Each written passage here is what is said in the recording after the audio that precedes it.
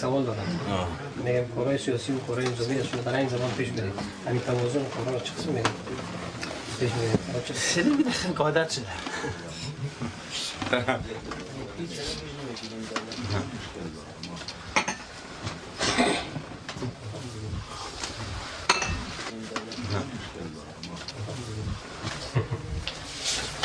همه یک شعر است. خواندش؟ نمیرم. نه؟ نی.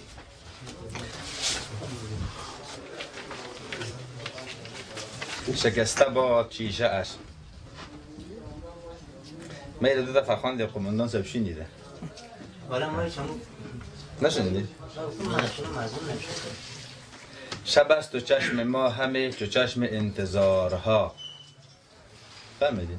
تو معنای چی فهم ملاسه؟ شب است و چشم ما همه چو چشم انتظارها. ستاره می کند به شب یگان یگان شمارها. فهمیدی معنیش؟ فهمیدم. طرف چی که سر میکنیم شماره چی که اصل مطلبش چیست؟ شمار کرده میریم ستاره. نه. ستاره می کند به شب یگان یگان شمارها. ز اشک شسته دامنم ز آه پر ز سوز و درد. نشسته بسترم چنین به دامن شرارها. خزف گوهر شود اگر به آب همتم رسد. چو باغ پردرخت که در حلول نوبهارها. هنگام وقتی که میگه که چیز است چه نام داره امی قطره باران برد درون صدف به گوهر تبدیل میشه.